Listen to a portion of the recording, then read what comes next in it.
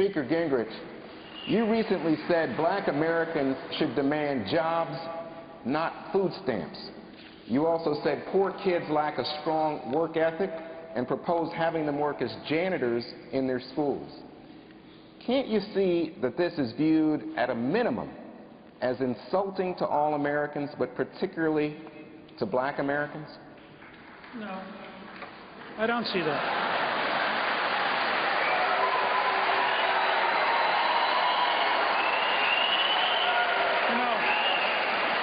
My daughter, Jackie, who's sitting back there, Jackie Cushman, reminded me that her first job was at First Baptist Church in Carrollton, Georgia, doing janitorial work at 13. And she liked earning the money. She liked learning that if you worked, you got paid. She liked being in charge of her own money, and she thought it was a good start. I had a young man in New Hampshire who walked up to me. I've written 2 newsletters now about this topic. I've had over 50 people write me about the jobs they got at 11, 12, 13 years of age.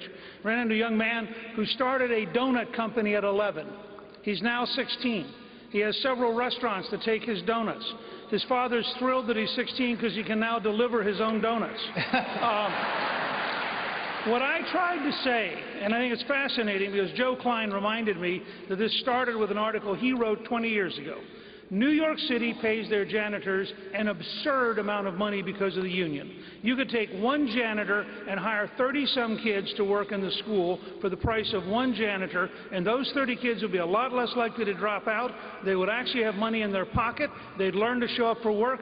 They could do light janitorial duty. They could work in the cafeteria. They could work in the front office. They could work in the library. They'd be getting money, which is a good thing if you're poor. Only the elites despise earning money.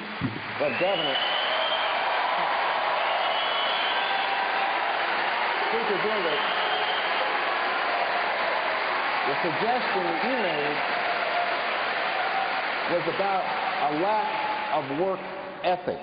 And I got to tell you, my email account, my Twitter account has been inundated with people of all races who are asking if your comments are not intended to belittle the poor and racial minorities. You saw some of this reaction during your visit to a black church in South Carolina.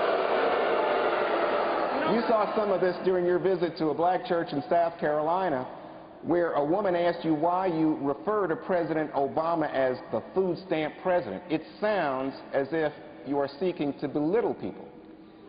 Well,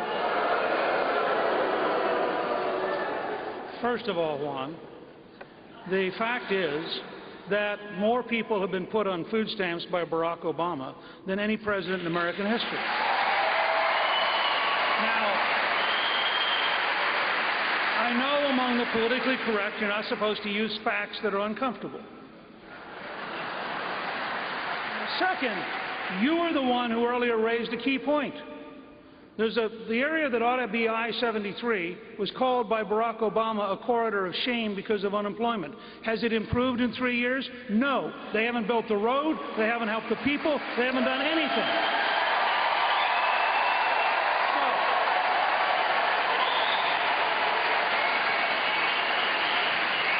Finish your talk, Mr. Speaker. One last thing. Yes, sir. So here's my point.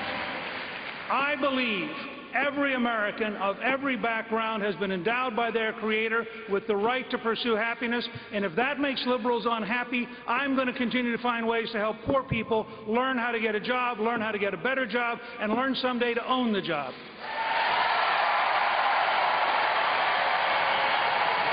Okay.